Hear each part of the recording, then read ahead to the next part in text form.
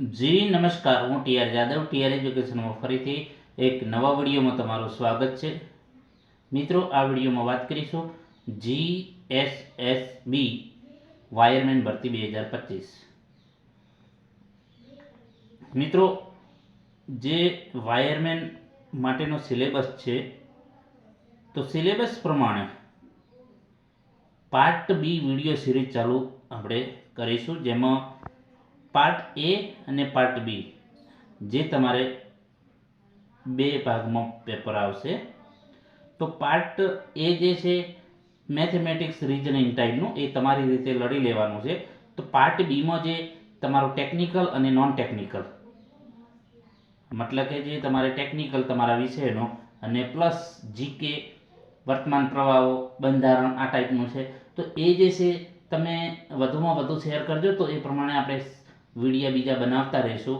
તો તમને ઘણો ઉપયોગી થશે. આવનારી એક્ઝામમાં તમને ઘણો ફાયદો થશે. 50% તમને ફાયદો થઈ જશે. 50% પેલો પાર્ટ એ તમે તમારી રીતે સાચવી લેજો, તો તમને ઘણો ફાયદો થશે. તો આ વિડીયોમાં જે સિલેબસ પ્રમાણે તમારે પાર્ટ બીના જે વિડીયો સિરીઝ ચાલુ કરી છે, તો જેમાં ભારતનું બંધારણ, જેમાં theory plus IMP MCQ part A, જેમાં જે છે બંધારણ વિશે ચર્ચા કરીશું. તો મિત્રો, બંધારણની વાત કરીશું તો કે બંધારણ રચનાનો સૌપ્રથમ વિચાર 1934માં માનવેન્દ્રનાથ રોયને આવ્યો હતો. બરાબર. 1935માં આઈએનએસ એટલે કે ઇન્ડિયન નેશનલ કોંગ્રેસને પ્રથમ વખત બંધારણ સભાની રચનાની માગણી કરી હતી. અને 1935માં જવાહરલાલ નહેરુએ ઇન્ડિયન નેશનલ કોંગ્રેસ વતી બંધારણની માગણી કરીને, જેમાં પુખ્ત વયે મતાધિકારના ધોરણે બાહ્ય દખલ વગર બંધારણ સભાની માંગણી કરી, જે 1940માં ઓગસ્ટ ઓફરના સ્વરૂપમાં સ્વીકારવામાં આવી. એના પછી 1942માં સ્ટેફર્ડ ક્રિપ્સના નેતૃત્વ હેઠળ ક્રિપ્સ મિશન ભારતમાં આવ્યું, પરંતુ તેની દરખાસ્તનો અસ્વીકાર કરવામાં આવ્યો.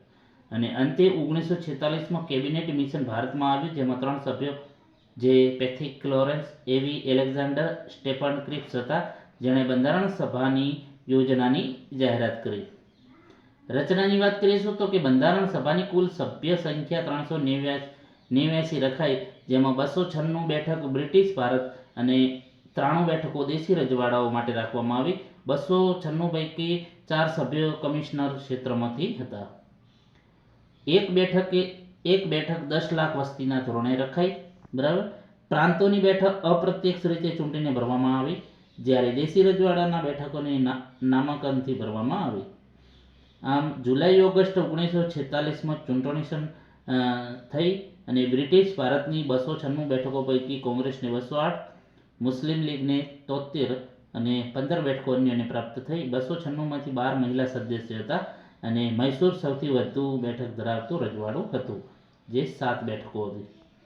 તો કે બંધારણ સભાની પ્રથમ બેઠક 9 ડિસેમ્બર 1946ના રોજ મળી, જેમાં અસ્થાયી અધ્યક્ષ ડોક્ટર સચ્ચિદાનંદ સિંહાને બનાવવામાં આવ્યા. અસ્થાયી અધ્યક્ષ, જો અસ્થાયી અધ્યક્ષ તરીકે પૂછે તો ડોક્ટર સચ્ચિદાનંદ સિંહાને પ્રથમ બનાવવામાં આવ્યા બંધારણ સભાના બેઠક ક્યારે જે ભરાણી, તો 9 ડિસેમ્બર 1946. દ્વિતીય બેઠક 11 ડિસેમ્બર 1946ના રોજ મળી, જેમાં સ્થાયી અધ્યક્ષ તરીકે ડોક્ટર રાજેન્દ્ર પ્રસાદ અને ઉપાધ્યક્ષ તરીકે એચ.સી. મુખર્જી તથા બંધારણીય સલાહકાર તરીકે બી.એન. રાવની નિમણૂક કરવામાં આવી. અને 13 ડિસેમ્બર 1946ના રોજ નહેરુ દ્વારા ઉદ્દેશ પ્રસ્તાવ રજૂ કરવામાં આવ્યો, જે તમે અહીં જોઈ શકો છો. બરાબર. એના પછી આપણે જે છે ઉદ્દેશ પ્રસ્તાવ રજૂ કરવામાં આવ્યો અને 22 જાન્યુઆરી 1947ના રોજ સ્વીકાર કરવામાં આવ્યો બંધારણ સભા દ્વારા. અને આઝાદી પછી 90 બેઠકો પાકિસ્તાનમાં જતી રહેવાથી બંધારણ સભા પુનર્ગઠન થયું. આથી બેઠકોની સંખ્યા 299 થઈ. બંધારણ સભા બંધારણ ઘડતર સાથે ધારાસભા પણ હતી. બરાબર. અને બંધારણ સભાની કુલ 166 બેઠકો મળી, જેનું 60 જેટલા દેશોના બંધારણનો અભ્યાસ કરવામાં આવ્યો અને અંદાજે 64 લાખનો ખર્ચ થયો. બરાબર.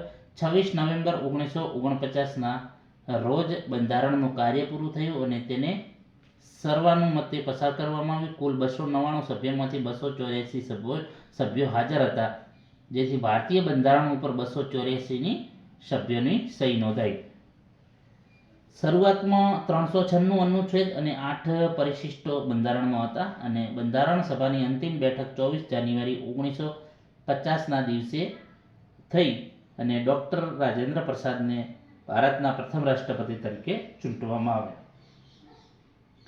હવે વાત કરીશું જે બંધારણ, તો બંધારણ શું છે તો તેના વિશે સમજીશું. તો કે બંધારણને સરળ શબ્દોમાં સમજાવતા પાશ્ચાત્ય જે ન્યાયમૂર્તિ ડબલ્યુ હોમ્સના જણાવ્યા પ્રમાણે કે આપણું સમગ્ર જીવન જેમ એક પ્રયોગ છે તેમ બંધારણને એક પ્રયોગ તરીકે ગણી શકાય. બંધારણ એટલે લિખિત કે અલિખિત એવો મૂળભૂત ધારો જેને અનુલક્ષીને સરકારની રચના કરાતી હોય, જેના વડે રાજ્ય વહીવટ ચાલતો હોય એવા સિદ્ધાંતોનો સંગ્રહ. ટૂંકમાં બંધારણ એટલે રાજ્ય વહીવટ અંગેના રાજ્યના પાયાના નીતિ નિયમો સંગ્રહ. એક અન્ય બંધારણવિદ ઓસ્ટિન મુજબ રાજ્યની સાર્વભૌમ સત્તા નિર્ધારિત કરતા સિદ્ધાંતો એટલે બંધારણ. બીજા શબ્દોમાં કહીએ તો બંધારણ એ રાજ્યનો મૂળભૂત કાનૂન છે. તે સરકારની રચના માટે મહત્વના સિદ્ધાંતો દર્શાવી સાર્વભૌમ સત્તાની વહેંચણી કરે છે. તો હવે જે વાત કરીશું આપણે બંધારણનો જે છે ભારતનું જે બંધારણ, તેમાં જે તમારે એન્વાયરમેન્ટમાં સિલેબસ પ્રમાણે કયા ટોપિક મહત્વના છે. તો ભારતનું બંધારણના જે આમુખ, ભારતના બંધારણનું આમુખ, મૂળભૂત હકો, રાજ્યનીતિના માર્ગદર્શક સિદ્ધાંતો, મૂળભૂત ફરજો, રાષ્ટ્રપતિ, ઉપરાષ્ટ્રપતિ અને રાજ્યપાલની સત્તાઓ, ભૂમિકાઓ અને જવાબદારીઓ, સંસદીય પ્રણાલી, ભારતીય બંધારણમાં બંધારણીય સુધારાઓ, કટોકટીઓને લગતી જોગવાઈ, કેન્દ્ર અને રાજ્ય સરકાર અને તેના સંબંધો, ભારતમાં ન્યાયતંત્ર અને સંવૈધાનિક સંસ્થાઓ. વાત કરીશું બંધારણનું આમુખ. તો બંધારણનું આમુખ કોને કહીશું? તો કે જવાહરલાલ નહેરુ દ્વારા પસાર કરેલા ઉદ્દેશ્ય પ્રસ્તાવને બંધારણના આમુખ તરીકે સ્વીકારવામાં આવ્યો. આમુખને બંધારણ સમજવાની ચાવી કહેવામાં આવે છે. સુપ્રીમ કોર્ટે આમુખના આધારે બંધારણનું અર્થઘટન કરતી હોય છે. કનૈયાલાલ મુનશીએ આમુખને ભારતીય રાજકારણની જન્મકુંડળી તરીકે ઓળખાવેલ છે. પરીક્ષામાં પૂછી શકે કે કોણે આમુખને ભારતીય રાજકારણની જન્મકુંડળી તરીકે ઓળખાવેલ છે? તો કનૈયાલાલ મુનશી. કેશવાનંદ ભારતી વિરુદ્ધ કેરળ સ્ટેટ કેસ 1971 અંતર્ગત 1973માં સુપ્રીમ કોર્ટે અગાઉના બેરુબારી કેસ 1960ના અંતર્ગત જે નિર્ણયને નામંજૂર કરીને કહ્યું હતું કે આમુખ એ ભારતના બંધારણનો મુખ્ય ભાગ છે અને તથા સંસદ આમુખમાં સમાવિષ્ટ બંધારણના મૂળભૂત ઢાંચા ન તૂટે તે રીતે તેમાં સુધારો કરી શકે છે. 42માં બંધારણીય સુધારા 1976 અંતર્ગત સમાજવાદી, બિનસાંપ્રદાયિકતા અને અખંડિતતા શબ્દો આમાં ઉમેરવામાં આવ્યા. એના પછી આમુખના જે આઈએમપી પ્રશ્નો છે તેની ચર્ચા કરીશું. તો કે અમે ભારતના લોકો આજે સન 1949ના નવેમ્બર માસની 26મી તારીખે આ બંધારણ અપનાવી તેને કાયદાનું રૂપ આપી અને જે સ્વયંને પોતાના અર્પિત જે કાયદાનું રૂપ આપી અમને પોતાને અર્પિત કરીએ છીએ. એવા અવતરણો ભારતીય બંધારણના કયા વિભાગ કે પ્રકરણમાં સમાવિષ્ટ કરેલ છે? પરિશિષ્ટમાં, આમુખમાં, રાજ્ય માર્ગદર્શક સિદ્ધાંતો કે મૂળભૂત અધિકારો? તો તેનો સાચો જવાબ છે આમુખમાં. એના પછી ભારતીય બંધારણના ઘડનારાઓએ તેના આમુખમાં બંધારણનો વિચાર, ઉદ્દેશ્યો અને તેની પ્રાપ્તિનો ખાલી જગ્યા કરેલ છે. દિશા નિર્દેશ, સ્વીકાર, ઉલ્લેખ માત્ર કે દ્રઢ સંકલ્પ? તો દિશા નિર્દેશ. ભારતમાં લોકપ્રિય સાર્વભૌમ છે કારણ કે બંધારણની પ્રસ્તાવના શરૂ થાય છે કઈ? તો લોકતંત્રવાદી ભારત, લોકતંત્ર ગણરાજ્ય, લોક સાર્વભૌમત્વ, અમે ભારતના લોકો. તો આનાથી શરૂઆત થાય? અમે ભારતના લોકો. ભારતીય બંધારણની શરૂઆત ક્યાંથી થાય છે? આમુખ, ઉલ્લેખપત્ર, પરિશિષ્ટ એક પણ નહીં, તો આમુખથી શરૂઆત થાય છે. આમુખમાં કેટલા પ્રકારની સ્વતંત્રતાનો ઉલ્લેખ અને કઈ કઈ? બરાબર, તો આમુખમાં 5 પ્રકારની સ્વતંત્રતાનો ઉલ્લેખ છે. એના પછી વાત કરીશું આમુખમાં સૌપ્રથમ રજૂઆત કરવામાં આવી કે ભારતમાં આખરી સત્તા ખાલી જગ્યા હસ્તક છે. પ્રજા, વડાપ્રધાન, રાષ્ટ્રપતિ કે સર્વોચ્ચ અદાલત? તો પ્રજા એટલે તો લોકશાહી છે, લોકો દ્વારા ચાલતું શાસન. તમામ સમવાય બંધારણમાં આમુખ હોવું અનિવાર્ય છે? અનિવાર્ય જરૂર નથી, હોય કે હોતું નથી. તો તમામ સમવાય બંધારણમાં આમુખ અનિવાર્ય જરૂર નથી. ભારતીય નાગરિકોમાં મોભા એટલે કે દરજ્જા, તકોની સમાનતા, વ્યક્તિગત ગરિમા, રાષ્ટ્રીય અખંડિતતા તેમજ બંધુત્વની ભાવનાને દૃઢ બનાવવાનો પ્રયાસ બંધારણના કયા અંગ થકી સુસ્પષ્ટ થાય છે? તો આમુખથી. બરાબર, તો તેનો સાચો જવાબ છે આમુખથી. બંધારણમાં કોઈ સ્પષ્ટતા સંદર્ભની મુશ્કેલી સર્જાય તો આમુખને શું કરાય? સુધારી દેવામાં આવે છે, રદ કરવામાં આવે છે, અમાન્ય ગણવામાં આવે, આધાર તરીકે સ્વીકારવામાં? તો આધાર તરીકે સ્વીકારવામાં આવે. આમુખને ભારતીય બંધારણમાં સમાવવાથી તે ખાલી જગ્યા છે તો પરિપૂર્ણ, સક્ષમ બન્યું, નિર્બળ બન્યું, અસ્પષ્ટ બન્યું? એક પણ સાચું નથી, તો પરિપૂર્ણ સક્ષમ બન્યું. એના પછી વાત કરીશું ભાગ જે બંધારણમાં ભાગ 3માં મૂળભૂત અધિકાર છે. તો મૂળભૂત અધિકાર જે પરીક્ષામાં તમારી જે જીએસએસબી વાયરમેનમાં પૂછાય છે. તો મૂળભૂત અધિકાર શું છે? તો અનુસૂચિત 12 થી 35માં જે મૂળભૂત અધિકારો આપેલા છે તો તેના વિશે ચર્ચા કરીશું. તો કે આ જે છે મૂળભૂત અધિકાર જે છે કોનામાંથી લેવામાં આવેલું છે? તો કે અમેરિકાના બંધારણથી પ્રેરિત છે. રાજકીય લોકશાહી માટે આવશ્યક છે.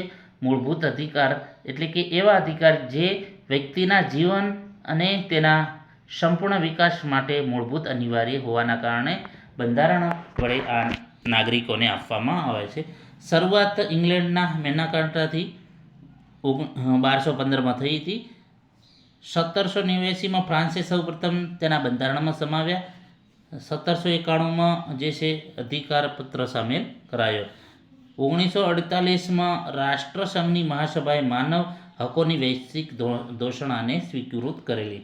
ભારતમાં 1895માં ભારતીય રાષ્ટ્રીય કોંગ્રેસ વડે માગ, ત્યારબાદ એની બેસન્ટ, નહેરુ રિપોર્ટ, એના પછી જે કરાંચી જે સંવિધાન અને અંતે આઝાદી બાદ ભારતના જે ભાગ 3માં સમાવિષ્ટ કરવામાં આવ્યો. મૂળભૂત અધિકારને સ્વયં બંધારણ અમલમાં મૂકે છે. તેના પરિવર્તન કરવા બંધારણમાં સુધારો કરવો પડે. ભારતીય બંધારણમાં શરૂઆતમાં 7 મૂળભૂત અધિકારો હતા અને હાલમાં જે છે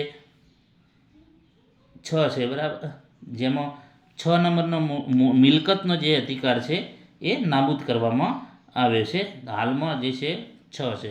અનુચ્છેદ 300A અંતર્ગત કાયદાકીય અધિનિયમ બનાવે છે. હાલમાં 6 મૂળભૂત અધિકારો કયા કયા છે? તો સમાનતાનો અધિકાર, સ્વતંત્રતાનો અધિકાર, શોષણ વિરુદ્ધનો અધિકાર, ધાર્મિક સ્વતંત્રતાનો અધિકાર, સાંસ્કૃતિક શૈક્ષણિક અધિકાર અને બંધારણીય ઉપચારોનો અધિકાર. તો આ 6 પ્રકારના હાલમાં છે. તો કે નાગરિકોના જે મૂળભૂત અધિકારો અથવા તો હકો. બરાબર, તો કે ભારતીય બંધારણમાં સમાવિષ્ટ મૂળભૂત અધિકારોને બીજા ઘણા રાષ્ટ્રના મૂળભૂત અધિકારો કરતાં વધુ વિસ્તૃત અને નક્કર છે એવું વિધાન કોણે કહ્યું હતું? તો ડૉક્ટર રાજેન્દ્ર પ્રસાદ, ડૉક્ટર બાબા સાહેબ આંબેડકર, જવાહરલાલ નહેરુ કે અનંત શયમ આયંગર? તો તેનો સાચો જવાબ છે અનંત શયનમ આયંગરે કહ્યું. ભારતીય બંધારણ તેના નાગરિકોના આપેલા મૂળભૂત અધિકારો કુલ કેટલા પ્રકારના છે? તો 6 પ્રકારના. એક નાબૂદ કરેલો છે. નીચે આપેલા મૂળભૂત અધિકારો પૈકી કયો એક અસંગત છે? સમાનતા, સ્વાધીનતા, શોષણ સામેનો હક? તો આમાં 3 છે એટલે કે આમાંથી એક પણ નહીં. બરાબર, 3નો સમાવેશ થાય છે. ભારતીય બંધારણે પોતાના નાગરિકને આપેલા મૂળભૂત અધિકારો ખાલી જગ્યા છે અમર્યાદિત, વ્યક્તિગત, સમૂહગત કે મર્યાદિત? તો મર્યાદિત છે, ચોક્કસ નક્કી કરેલા છે. પ્રત્યેક લોકશાહી શાસન વ્યવસ્થામાં તેના તમામ નાગરિકોને રક્ષણ તેમજ પ્રગતિ માટેની સમાન તકોની બાંહેધરી આપવામાં આવે છે. તેને ખાલી જગ્યા કહે છે. મૂળભૂત અધિકારો, મૂળભૂત ફરજો, રાજનીતિના માર્ગદર્શક સિદ્ધાંતો, રાષ્ટ્રીય ધર્મ? તો તેને મૂળભૂત અધિકારો કહે છે. ભારતીય બંધારણની કઈ કલમમાં સ્વાતંત્ર્યના અધિકારની ખાતરી આપવામાં આવે છે? સ્વાતંત્ર્યના અધિકારની? તો કલમ 18A, 20, 22 કે 19? તો તેનો સાચો જવાબ છે 19, કલમ 19માં.